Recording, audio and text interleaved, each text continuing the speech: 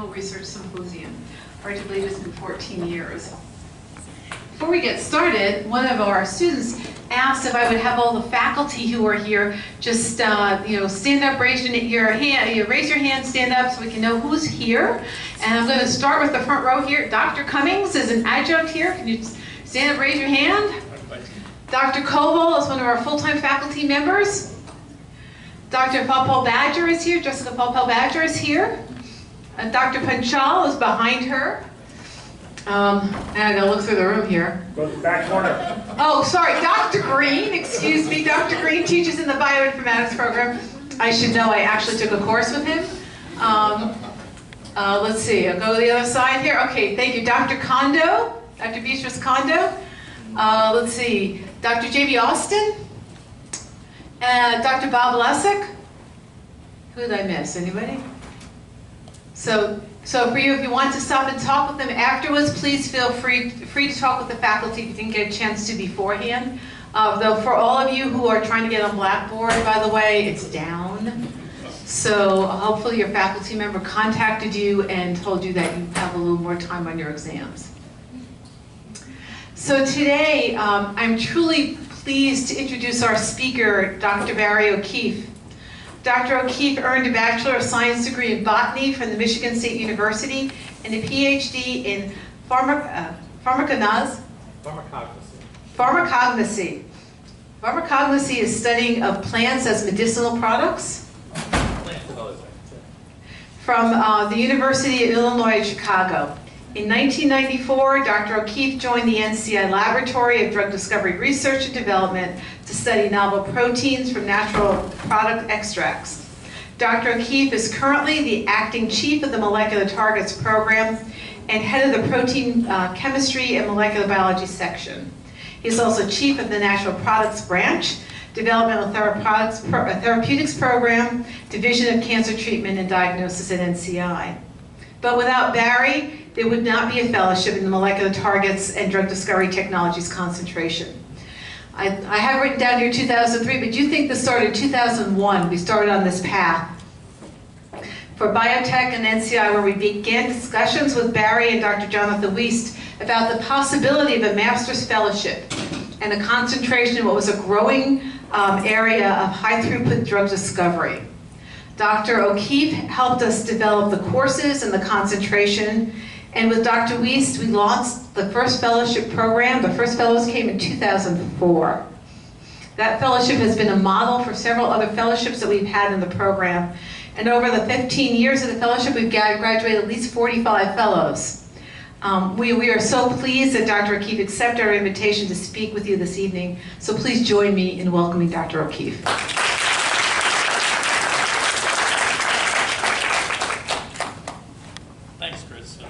And thank you all for coming and spending time here. There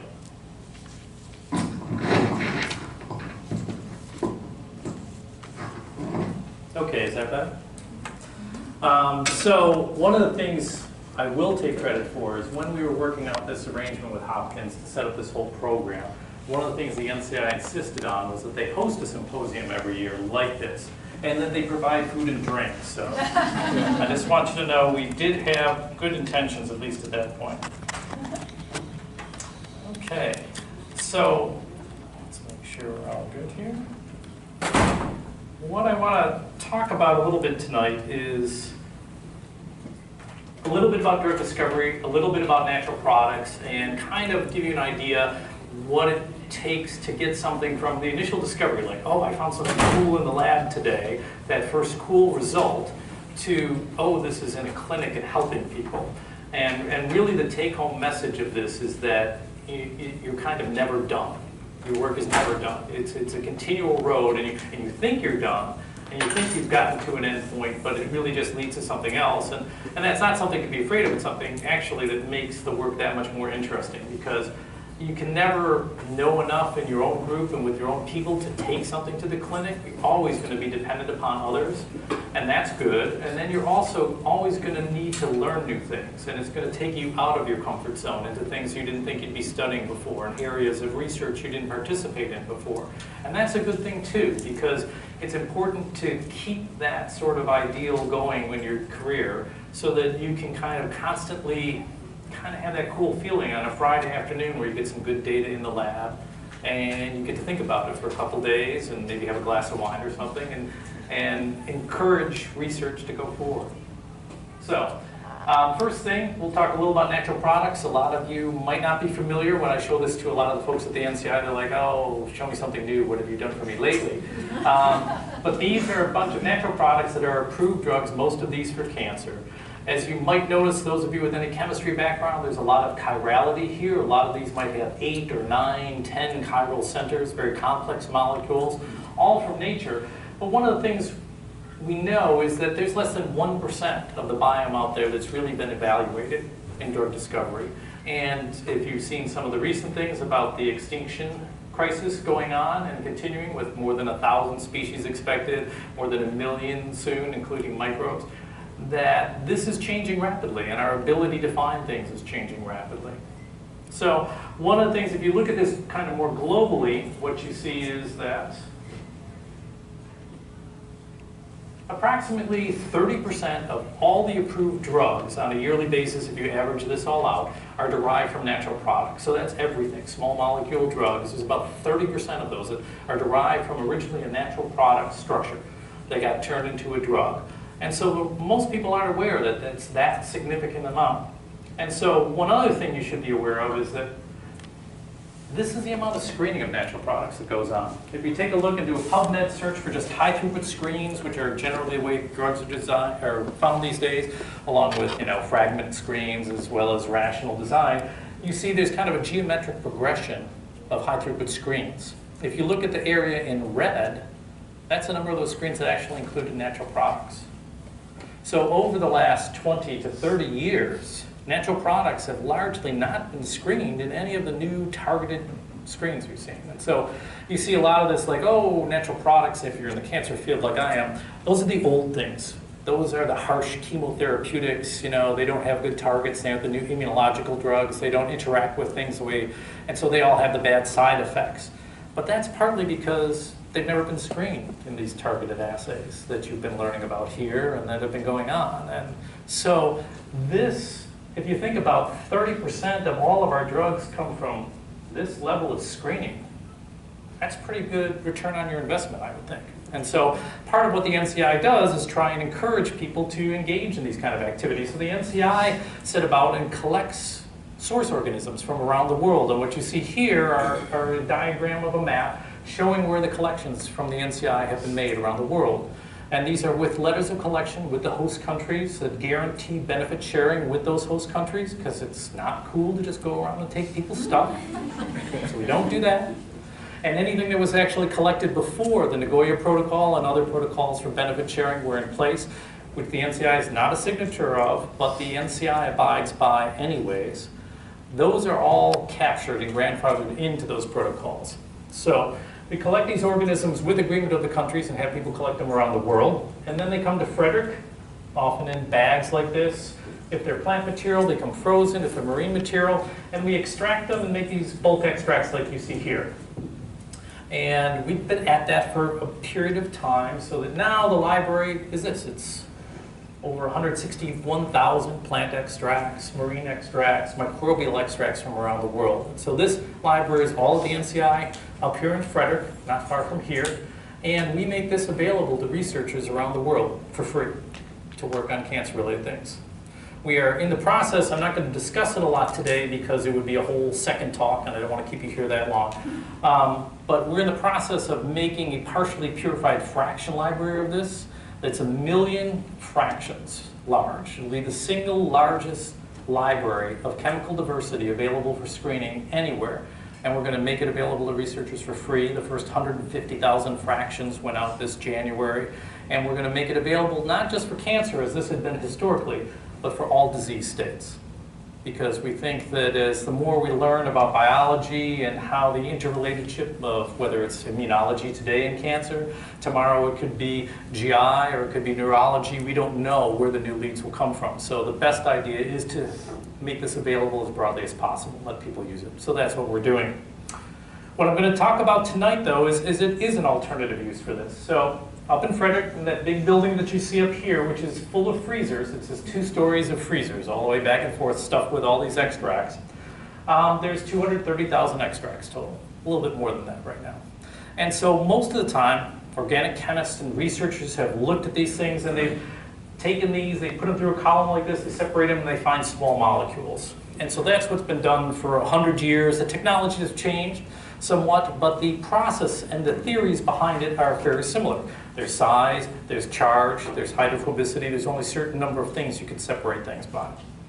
And so people have gone to extremes. They've gone to the deepest trench in the ocean, or they've gone to extreme environments, the Berkeley pit in Montana, or heat vents or other areas like that, to find interesting microbes and things they might find interesting new natural products that are different from what's been found in the past. What we work in my group is something different. We decided to look, instead of going to the depths of the ocean or the top of a mountain, we decided to look at what basically natural products chemists had been throwing away for 100 years, which was the biopharmaceuticals present in these. Anything with a molecular weight over about 1,000, most researchers for 100 years just threw away.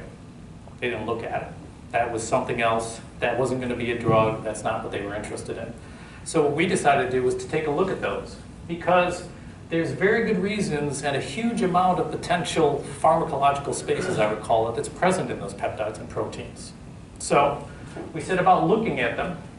Why would they be there? Well, if you think about, for example, neomycin biosynthesis or any antibiotic, this is the amount of gene sequence or clusters that you might see that's required to make that small molecule antibiotic. Well, that's great. That's a lot of it. But if we take a look at what's necessary to make a peptide, it's that. So if you think about it, there is significantly less genomic burden to carry around the genes for making a bioactive peptide than there is a small molecule where I'm going to need 17 different enzymes linked up to produce that. And so there's a good reason to think evolutionarily there might be some things that make peptides, and they would be around and they'd be useful. So what about being a drug? When I first got into this business, the first time I had a site visit, we have these at the NCI, and every 4 years people come in from academia, like at Johns Hopkins, and they tell you you're doing things wrong. And they can tell you anything from, you're doing good, you should have more people working with you, to your lab is terrible, they should just abolish it and they should send you away. And so my first site visit, when we were talking about these proteins, they were like, more towards the latter. They're like, these are never going to be drugs, this is too high risk, you shouldn't be doing it, it's a waste of time, the NCI should be involved with this. And this is where I will give my NCI fellows significant credit. The hierarchy of the NCI heard that, but they said, actually this is the kind of high-risk stuff that you should be doing here, that other people wouldn't, that you have the opportunity to do here, and so we should give it a little time and see what happens. And so I was buffing up my CV and getting ready to move elsewhere, but it ended up they kept me around for a while. So what drugs are there from these? Well, if you look about it, there's actually a lot of drugs from peptides from nature that you probably weren't aware of. This one, for type 2 diabetes, came from Gila monster spin. So that's been clinically used for years. Here's another one from salmon brain. Overall, there's 6 different FDA-approved drugs that are from venoms, mostly from snakes and other things as well. And if you needed any more evidence, probably the most used one is Botox, which is a peptide toxin from this creature that's injected in numerous people every day by the thousands. One example. So there's a lot of reason to think there could be more drugs like this out there that we could find. And these all were approved after my first site visit, so we'll cut those people some slack. So I've been fortunate at the NCI to be involved with lots of different projects on antiviral proteins. One of the things we found is that when we started looking for these, there were a lot of them there, and nobody else had looked, so it was a fertile ground to find a lot of things. What I want to talk to you about today is just one of these that's progressed pretty far all the way to the clinic, and explain how we did that. So it started with a red alga that you see photographed here underwater when it was collected, and it was off Chatham Island, which is off of New Zealand here. And originally this extract had a protein fraction that was potently active against HIV. And so we looked at it and also seemed to bind the surface envelope glycoprotein of HIV, which was an important molecular target at the time. So we went ahead and decided to purify it. So then, in my group, this summarizes a few years' work of people, as is the tendency with these sort of things. So we purified the whole protein and got a pure protein that you can see here. This is the purified protein. Western blot showed we had antibodies to make it. This is the sequence to the whole thing here. There was one amino acid here we could just never figure out. So we just, as a good molecular biologist would do, put an alanine there, and it was equivalently active, and we just moved along. So what this protein did is it bound very specifically to HIV GP120 and 160, which is on the surface. What you can see here is the difference. This is glycosylated GP120, and this is deglycosylated GP120. So there's sugars on a lot of viral envelope glycoproteins, and in the absence of sugars, this protein didn't bind. So we're like, okay, there's something going on with sugar here. So then we took a look and we tested to see if any monosaccharides could inhibit the binding of this protein to HIV. And sure enough, 3 of them did, rather significantly. Now, I will tell you that at this point, normally we would abandon this project. So I could probably find hundreds, literally I have probably 250 extracts that have been identified that have all of the activity I just showed you up to this point. And we don't work on any of them. And the reason we worked on this one is because of this. All of these other monosaccharide-specific proteins like that is up there that can be inhibited by a monosaccharide usually have activity about maybe 100 nanomolar.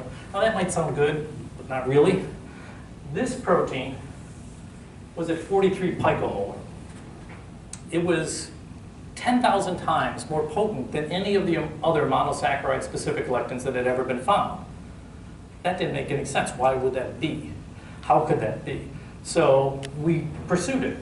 And what we did is then we were able to make a lot of this. We made it recombinantly. And so we were able to get structure of it. And this shows you the three-dimensional structure of graphissin. It turns out it was an obligate homodimer, which basically means there was one portion of each protein that has to pair with a matched part of another protein. You never saw it as a monomer. It always needed its friend to walk around with. And what was interesting is when we looked at this, there were 2 faces like this on this protein that were the binding parts for the sugars. I'll show them on this next image. So this shows you looking straight down that barrel of the dimer and shows you this is one of those faces. And on that face you see here, in almost a perfect equatorial triangle, are 3 different binding sites for sugars. I showed disaccharide in here, but monosaccharides will fit in each of these 3 binding sites. And you can see them shown here on the sequence where they appear. So this meant that for each dimeric unit, which was the functional unit, there were 6 binding sites in a total mass of about 25 kilodaltons. So that's a lot of sugar binding capacity in a very small size, if you consider compared to an antibody or something that might be bivalent but is 120 kilodaltons. So if we think about this in relation to GP120, this is GP120, and that's how much sugar is around it. All that in green that's buzzing around, that's sugars on the surface of GP120 that are basically free to move, so they do flop around like that all the time. If we take a look at it closer, you can see that there's a variety of processing. The sugars down here are highly processed, and the ones up here are low processed. What that means is basically your sugars on proteins in your body are put on in the endoplasmic reticulum. They're put on as big sugars, and they get whittled down, and they go to the Golgi complex, and they get whittled down more and modified there. And they end up being the sugars that are on the surface of all your cells with all your proteins. In humans, often these are terminal sialic acid containing sugars, so they're complex oligosaccharides, what they call. So it's a variety of sugars. A low processed sugar means it really didn't get to the Golgi. It just kind of got stuff in the endoplasmic reticulum and then took off. And this happens sometimes in viral infections because the virus is churning these out. And they're overwhelming the capacity of the sugar processing in the cells. And so they get out there, or if these positions are not very available to the enzymes in the Golgi. And so they get out with unprocessed sugars on. So if we take a look at the sugars, here's a list of sugars, and these are high mannose oligosaccharides, which are not particularly processed. No sialic acids, no fucoses, no glucoses on the end. And if we look again, what we see is this particular one is called nonamannoside, or oligomannose 9. And you can see that one's the one that's most present on the surface of these glycans. If we take a look at graphissin, this molecule now, and we look at its actual binding affinity, we do this through isothermal titration calorimetry, so some thermodynamics for those of you who like such things. And what you see here is that if we look at mannose, its binding constant to mannose is about 100 micromolar, which is kind of where we saw those other lectins, you know, about the same affinity. But if we take a look at nonammanoside, now it's 0.5. And if we take a look at GP120 up here, its binding constant is down around 8 nanomolar or lower, because there's no off rate. So when you have all 6 of those binding sites interacting with all of these different sugars up here, that means that you have 6 different sites that are bound. For all 6 of those to be free at the same time, and that protein to then be able to move away from GP120 is infinitesimally small. It means that each of those 6 binding sites has to be free simultaneously when they're surrounded by nothing but sugars. So if one's free, another one's bound. If that one's free, then this one's bound. And when you have 6 of them, it just never comes off. And so its affinity is such, and that's why it has potency at about 40 picomolar for a monosaccharide-specific lectin that shouldn't have that kind of activity. So now we're like, okay, we're done. We're great. We figured it out. We've isolated this new thing. Nobody's seen it before. It had no homology to anything in the protein databases. A new protein, we published it. Done and dusted. But no, this is just the start. Okay, great, we found this thing, but what is it good for? When we take a look at microbicides, this is what we thought. We were looking at pre-exposure prophylaxis against HIV. So essentially, a big WHO priority, even now, still to this day, is a female-controlled microbicide. So for HIV protection, generally, you can take Truvada or something, which is more recent, some of these preps. You can wear a condom. You can be circumcised. There's very little that a woman can have to control herself without taking a drug every day to protect her from HIV. And that's a big priority around the world, especially in a variety of countries where it has to be discreet and has to be female controlled, where it's not under somebody else's responsibility to act responsibly. So when you take a look at these, what you see is there's a lot of potential PrEP agents. These are all mostly orally active. And this shows the efficacy of these in human trials. And this shows the adherence level. And you can see there's a wide variety. A lot of times, people don't adhere to these very well. They don't want to use them. That's because they have to take a drug every day. A lot of people don't want to take a drug every day on the off chance that they might have sex with someone with HIV. And so a lot of times you don't get good compliance with this. The other thing is, and the problem with that, is that all of these are based on current drugs that are used for HIV treatment. Which means that if you're constantly dosing people with a subtherapeutic dose of these drugs, you're going to do nothing but breed resistance to those drugs. And that, in turn, is going to breed virus that's resistant to the current therapies that we can use. And so it's a risky strategy. And so what we want to do is find better non-antiretroviral agents that aren't part of the heart therapy now to be a microbicide. Graphissin looked like it could be one of those. But to do that, suddenly, then you've got this huge to-do list now of all these things that a microbicide should be if you want it to be a microbicide. You thought you were done, but now there's suddenly, oh, it's got to be active against all these strains against HIV, block cell transmission, target the virus, stable the degradation in the human environment, non-irritating, non-mitogenic. You can't cause birth defects or anything else here. We've got to be careful. You know, it has to be active in the mucosal environment. All of these. And it's got to be able to be produced in large quantities for pennies, because the people who need this the most spend maybe $1 or $2 a year on their health care. And so you can't charge $50,000 for this. This has to be pennies a dose. So the first thing we worked on is, okay, can we make it enough? This is a recombinant protein. That's usually an expensive thing to make. If we can't do that, then the rest of this is all moot.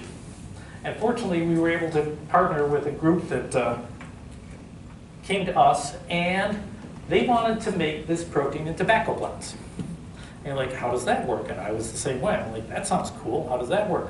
Turns out they were in Kentucky. The state of Kentucky will pay you to do almost anything healthy with tobacco if you can figure something out. So they were able to get money. And what they did is they used tobacco mosaic virus, which infects tobacco plants. They were able to insert the gene for graphissin in there.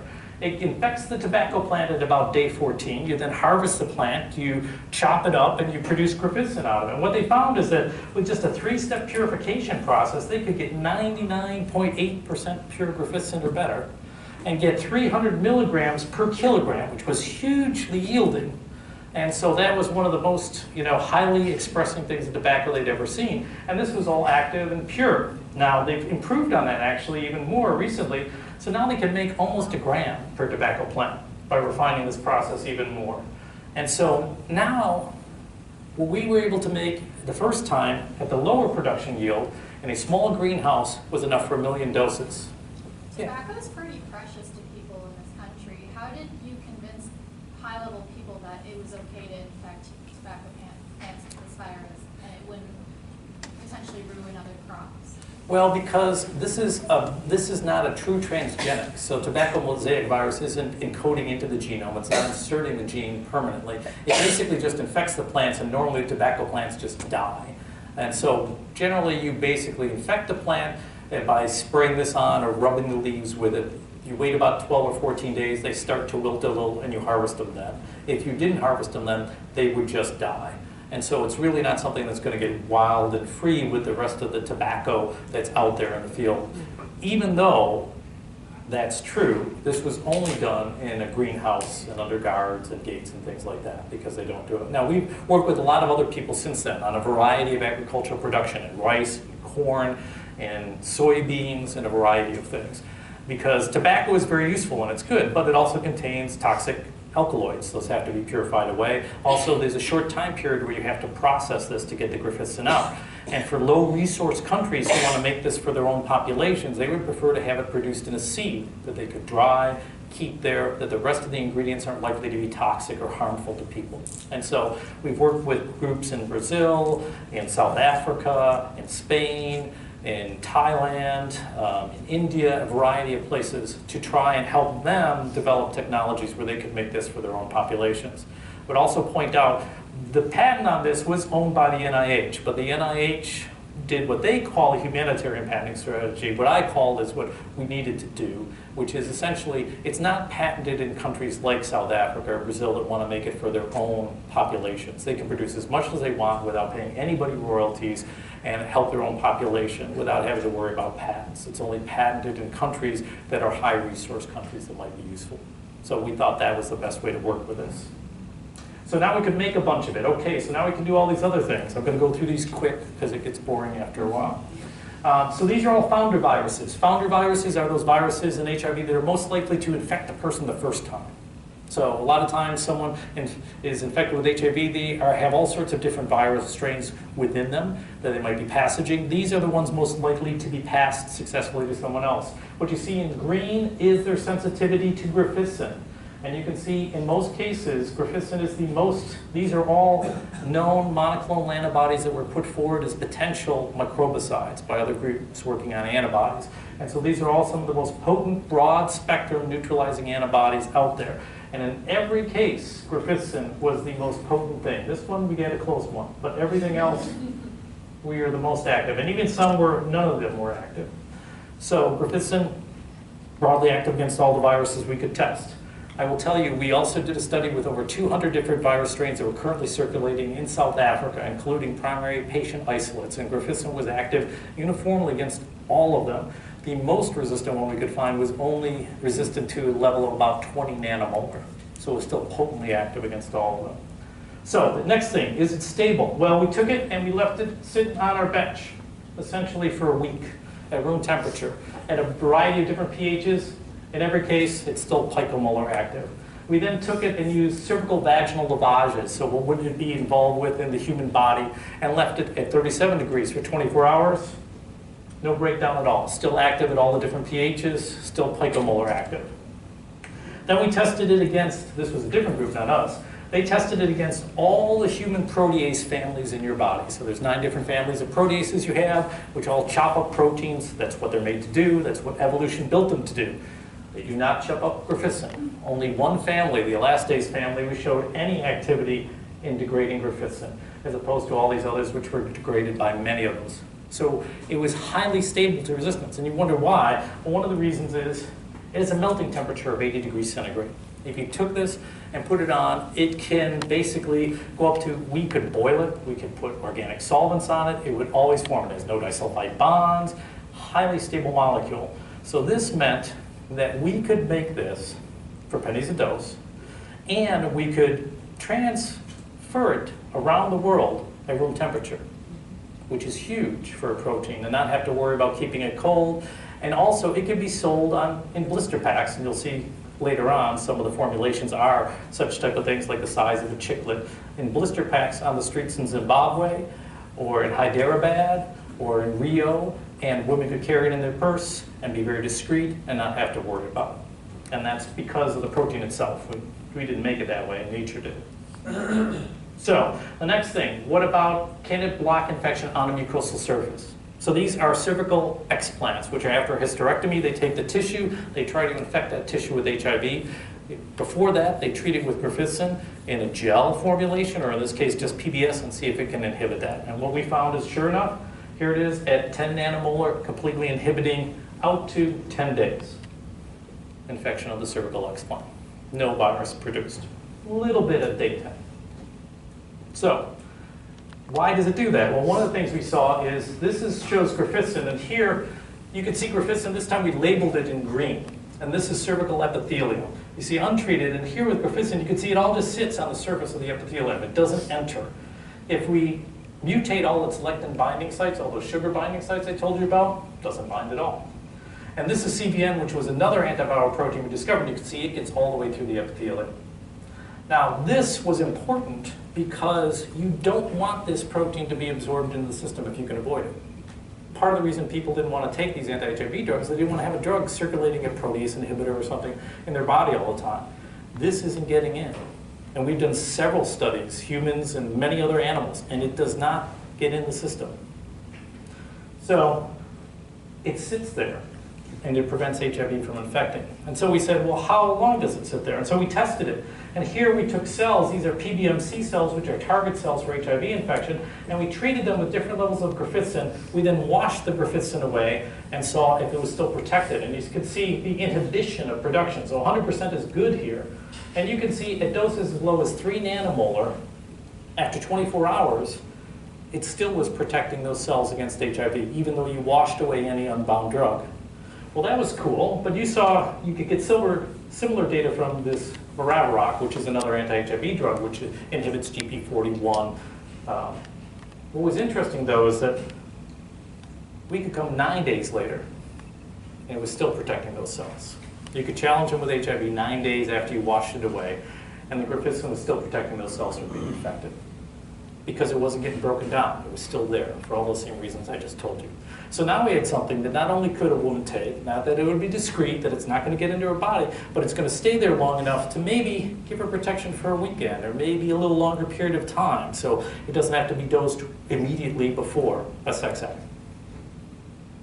Okay, that's all well and good, but is it going to cause any harm? So this is a rapid vaginal irritancy study, and so this is the next one we did, just to see if Grafissin would do any harm in this case. So in this case, you're using whopping doses. You're not going with 10 nanomolar or something like that. You're using percent gels. And so what I'm highlighting here is this is a 0.01% gel of Grafissin. And you can see here that it had similar harm that it caused as an immune irritation or irritation as PBS or sham. This is nanoxynol 9, the spermicide that's often used in condoms. So you can see that's something you wouldn't want to have. But here you can see this, not much problem there at all. What's significantly important is that this dose is 8 millimolar. That's more than 100,000 times its anti-HIV active dose. So you have a therapeutic index that's a mile wide. You can put things in at 100,000 times the concentration that you need to block HIV, and yet you aren't going to cause any problems. Okay, what about resistance? This is the next big thing here. Resistance, we finally were able to make a virus after about 2 years that was resistant to Grafissin. It had several mutations in it, as you might expect. It lost oligosaccharide attachment sites.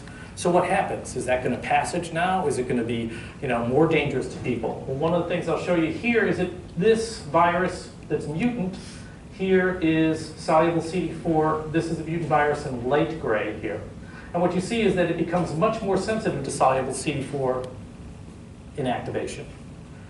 The other thing, more importantly, is over here. These are patient isolates of patients who are HIV positive that have antibodies in their system against HIV that are not effective in suppressing that HIV in their system. And what you see here is that in every single case, when a virus becomes resistant to Grafissin, it becomes more likely to be neutralized by patient antibodies. Because these same sugars that Grafissin binds to, that virus has to get rid of to be able to become resistant to Grafissin, are what it uses to prevent antibodies from binding. Because most of our human antibodies bind proteins, they don't bind the sugars. So if you start taking the sugars away, there are these low percent antibodies that might have bounded that epitope once in a blue moon, but now that epitope is always there. And they can then be more effective. And so a virus becomes resistant to Grafissin and actually becomes more likely to be neutralized. So quick look just shows all the different sugars. There are a bunch of different studies looking at Grafissin, not that one, and resistance. These are all the different sites and locations where the resistance mutations occurred. You can see it's all where those oligosaccharide binding sites. But just to point out, this is where soluble CD4 binds. Many of them are located by the binding site of soluble CD4, which is why we saw enhanced sensitivity to soluble CD4 as a neutralizing agent. So, okay, now we're done. We've got through all this stuff. We've done a lot of work with a lot of different people. We should be done at this point. But no, this was just to kind of get to the starting gate of doing something that might be coming to the clinic. Fortunately, we were able to work with a couple good groups, one funded by NIAID and one funded by USAID, who both wanted to bring Grafissin to clinical trials. And this was good because there's a little competition between each other, so they both, were moving fast. So I'm going to talk a little bit about this. The first one was the phase 1 clinical trial here by the Population Council. So they were going to test a gel of Grafissin to see if it could protect against HIV. Now this is phase 1, so this is just the safety portion of that. So make sure no harm to women, no issues with that at all. I'll cut to the chase. This was completed last year. First in-human trial of Grafissin, and the results are here. No clinically significant abnormalities, one single adverse event possibly related, no pro-inflammatory mediators, wasn't stimulating any immune response in the patients. The microbiomes were the same, lactobacilli was the same. It was safe for vaginal use up to 14 days. It was undetectable in plasma following vaginal administration, so just like we saw in the cervical epithelial before, it wasn't getting into the bloodstream. And it has potent anti-HIV activity at least 8 hours past dosing. So you can dose and be protected. What they did in this case was take biopsies, and that tissue was tested for HIV challenge ex vivo and was protected at least 8 hours post-administration. So this was good enough that they want to head to phase 2 clinical trials with other formulations, including fast-dissolving inserts, so some little thing that looks about the size of a piece of gum that can be inserted and dissolve within 90 seconds and protect a woman for hopefully about a day from HIV infection. The other thing I will point out is, I'm not going to show that here, but the same group was able to make a formulation that protects women against HIV, and HPV all simultaneously with the same Grafissin. It's a combination of Grafissin and carrageenan. Grafissin is not active against HPV, but it is also active against HSV. So this dose of Grafissin used here in 3 different animal models was able to protect those animal models from all 3 of those viruses. So, okay, you're done now. We got it through phase 1 clinical trials. We're done. But no, you're not. Because one of the things they found was in phase 1 clinical trials was that Grafissin gets oxidized. After a certain period of time, you start seeing oxidated forms of Grafissin. Well, when we looked, it made absolutely no difference whatsoever to its anti-HIV activity. It was still active at picomolar concentrations no matter how much you oxidized it. So we're like, we're okay. But the FDA said, no, you're not. Because we don't care if it affects activity or not. It's still an oxidized form. It's still a breakdown form. You have to state a specific percentage of that is allowable while this can sit on a shelf. Once it reaches past a certain point, you have to remove it from shelves. It can't be sold. So that would reduce the long-term use of this. So we had to figure out a way around that. Well, one of the good things is this is a protein. We don't have to synthesize it. We can make it recombinantly. And so what we did is we went and made all sorts of different mutations on Grafissin. The one particular here is this methionine, which is solvent exposed and was the site that was getting oxidized in the previous. So we could change that to different amino acids that wouldn't get oxidized. We also, while we were at it, did things to increase the solubility, increase the availability in different pharmacological components of the body, whether it was a pH 7 or pH 4.5, and did many different things. Anyways, the bottom line of this was we were then able to make this now mutant grafissin, or 2-grift, in tobacco plants again. We made it, it was equivalently active with grafissin, no problems there. We were able again to make it 99.8% pure, just like we did before. And here's the thing, this is normal grafissin, the amount of non-oxidized grafissin present after a certain number of hours with a very rapid oxidation protocol. This is a mutant grafissin. This difference here might not look like a whole lot here, but what it meant practically was that this oxidized resistant grafissin is now has a stable shelf life of over 3 years, which makes a huge difference. And so that grafissin is what we moved forward. We took a look, and sure enough, in different gels, it had the same release properties, because now you have to go through and do all this work again. Here is a look at that, this time with a rectal administration in macaques, and what we saw here is that a 1 to 10,000 dilution of the fluid from these macaques was still active. Excuse me, against HIV. And that if you washed the rectal biopsy 6 times after doing a biopsy and removing them, as if you had a colonoscopy, you biopsied it, you washed it 6 times, still protected against HIV. Because grafissin, again, was bound now in the rectal epithelium the same way it was in the cervical epithelium. And so this group has a second phase 1 clinical trial of a grafissin enema, which is approved, which is occurring in patients as we speak. So now we're done, right? No, because there's still more to do. Well, can you make this better? Can you make it smaller? Can you do other things to improve it?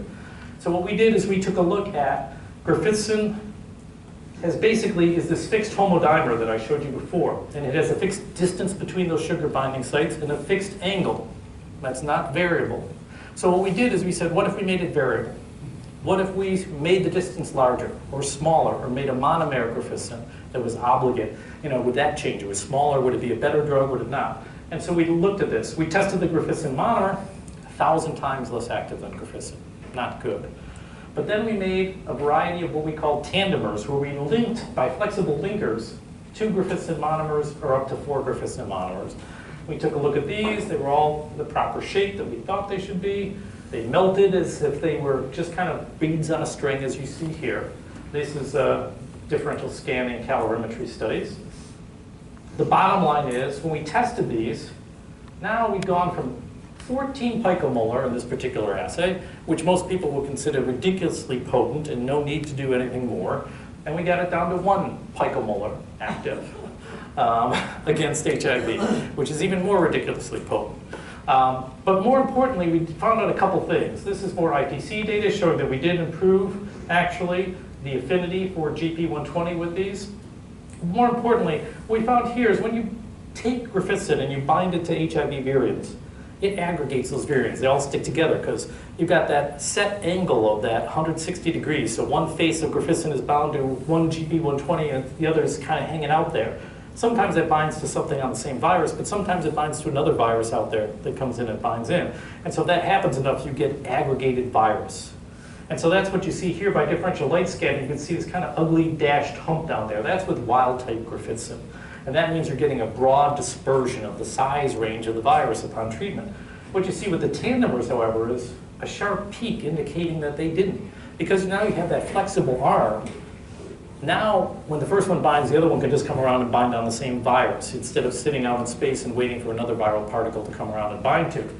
And so what this is electron micrographs. It shows. Here's wild type grafissin. You can see it's kind of bound these 3 things. And these are the GP120s, these areas of high density in between. And they're all kind of stuck together between those viruses. But if we look at them, this is just free virus with nothing in it. And you can see all the GP120s are kind of dotted around. When we bind them with a tandemer, what it does is it basically links all the GP120s together on a viral particle and kind of sticks them all kind of to one side. They all kind of just get grabbed and pulled through the membrane all around and stick together. And so it doesn't need to aggregate viral particles, which is important for reasons I won't get into completely for its antiviral activity, because some people thought aggregation of virus could be a problem long term for its use as a drug. But more importantly, if you take grafissin, and these are with some of those South African viruses, they're most resistant, the wild type, about 30 nanomolar. It was because there were 2 oligosaccharide attachment sites at these 2 positions. And if we take and put oligosaccharides back on those sites, those viruses become more sensitive to grafissin. What we saw here is that if you use grafissin tetramers, what I showed you the tandemers before, the 3mg and the 4mg, what you see is here's wild type grafissin right here. You can see it's very resistant. Here is, if you have those 234, 295 missing, it's very resistant. If you put them back on, it's very sensitive. But if you see with 3mg and the 4mg, it doesn't make any difference. And that's because with now the ability and the flexibility, they don't need any particular site of an oligosaccharide because they can sample much more of the oligosaccharides that are in GP120. They don't have to be stuck in only the second one that they can reach by that 160 angstrom distance they were limited to in that same orientation. So now they're able to sample more of that GP120. And so now what we have is the tandemers are active against viruses that are resistant to grafissin. So now if we do get grafissin resistance somehow, and it is able to escape, we now have a new version of grafissin that'll still work against those viruses. So I'm just going to say this quickly. Grafissin is active against all kinds of other viruses, including the Ebola virus. So grafissin, you can inject animals with grafissin, and you can inject them with Ebola virus. This is 2 doses, 3 doses, 1 dose, single dose. And what you can see is that if you inject animals with grafissin subcutaneously, it gets around in the body. It's stable, it's fully active, and 80 to 90% of those animals will survive after challenge with Ebola virus. Here's the control animals, and they're all dead. What I will say is if you go back, these animals do get sick. So they aren't completely protected. There's a low level of Ebola virus circulating. But if you go back and take these same animals and challenge them 90 days later with Ebola again, they all survive because they've developed permanent neutralizing antibodies to Ebola. So basically what grafissin's done is been able to tamp down that viral infection low enough that they can survive the initial infection and then be permanently protected against it. So there's lots of other viruses. I'm just going to kind of list them all here. It's not active against everything. This is important. It doesn't work against everything. There's a lot of viruses. Grafissin's not active. But all of these viruses here, and everything with a little star next to it, are viruses that grafissin has shown animal efficacy in. It's been administered as an inhaled treatment for SARS and MERS. It's injected for hepatitis C, for Ebola virus. Nipah virus was inhaled, rabies was injected. So in all these cases, it has shown animal efficacy to varying amounts and able to keep animals alive after they've been infected with those viruses. So why is that? Well, it turns out that envelope viruses have very similar envelopes. And these are from HIV, Ebola, SARS, and Nipah. They all kind of look the same. They're all highly glycosylated. And what grafissin does is bind to these and make it impossible for them to infect cells. And so these similarities allow grafissin to be broadly active against a number of different viruses. So I started out showing you a bunch of pictures of natural products and how they're all cool, all these small molecules. So I'm going to finish up kind of showing you pictures of all the different lectins since we first started publishing on these with Iron that have now been published by other groups that are active against HIV to different degrees and have been put forward as potential microbicides. What I will say is the mechanism by which these prevent viral infection is solid. The molecular target is known, how they work is known. That's all solid science. The only thing that's going to decide whether or not one of these or another is going to get into humans and work is whether or not they're immunogenic, how well tolerated they are by the body, whether or not they're mitogenic, and how stable they are. And so right now it looks like grafissin is leading the pack, but there's always more to do. And for example, like I said, we have phase 1 clinical trial completed, another one going now. We have animal studies going with a number of different models for inhaled administration and others. And I would say that we have now isolated a number of different antiviral proteins from where I started and saying there are a lot of these. And I would say about 80% of what we find, even with the amount of sequencing going on today, has no homology to anything in the databases. Nobody's really out there doing the sea anemone genome on a regular basis, so the tunicate. So most of what we're finding is still new. And so we think that the NCI working not only just to make the broader natural product libraries available, but also to kind of do some of the higher risk stuff with proteins and peptides will kind of help the research community to really take full advantage of the resources that we have. And then the final thing is that this doesn't get done, as I said at the start, without lots of different people being willing to work with you, being willing to teach you things that you didn't know before and that you didn't even know you needed to know. And so there's been a number of different groups, whether it's the people who are doing clinical trials or whether it's the folks in the lab working and figuring out how the mechanisms of these things work, that really made a difference in all of this and why this got to the clinic. And with that, I will thank you for your attention.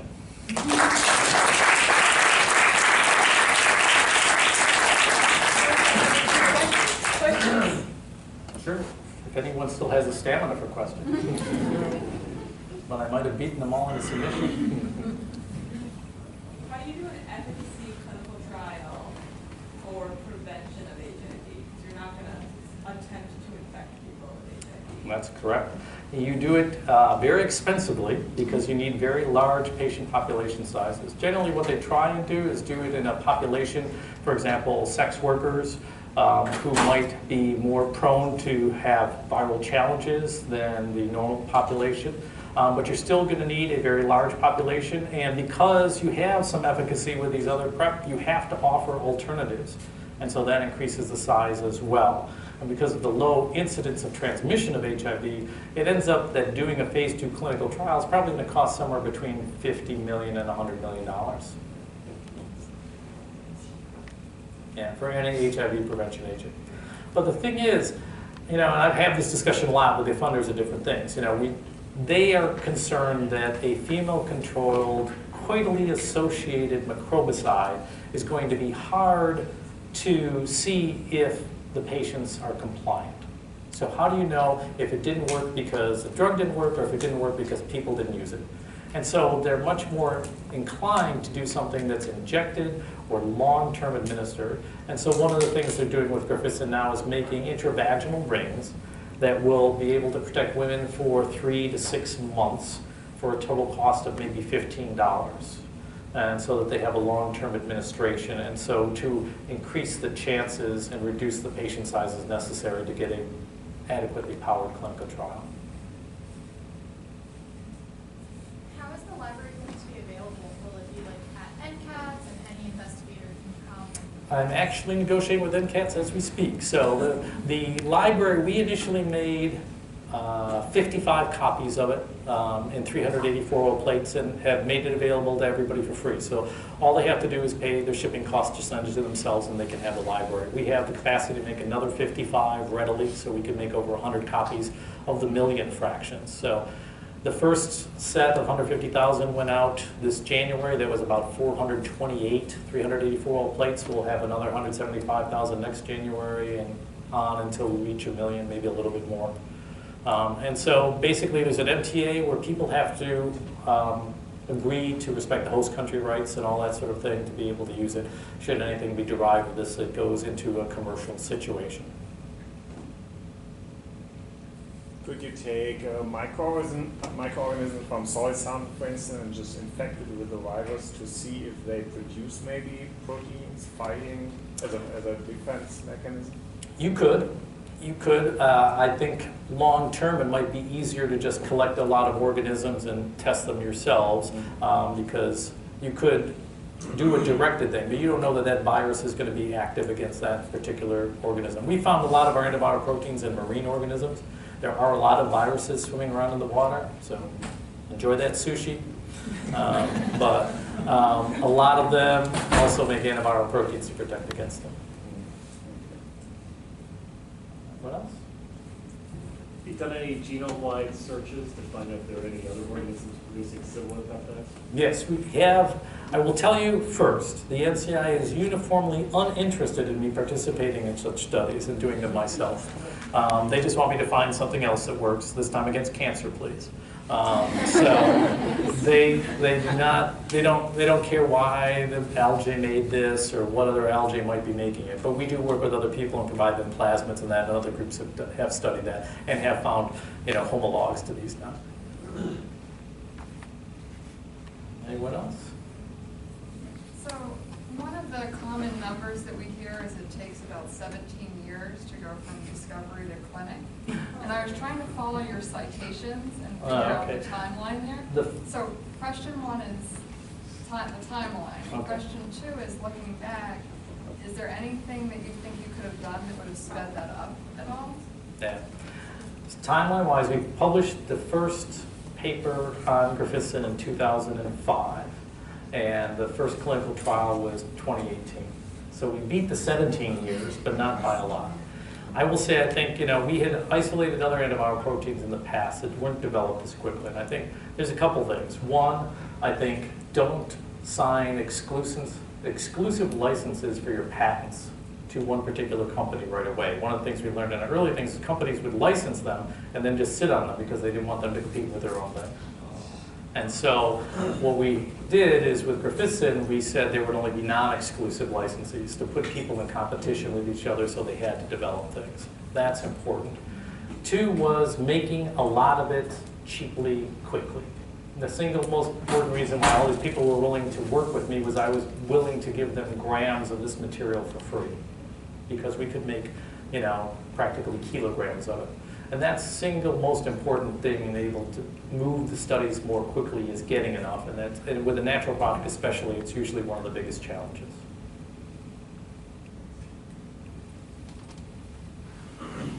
That's it.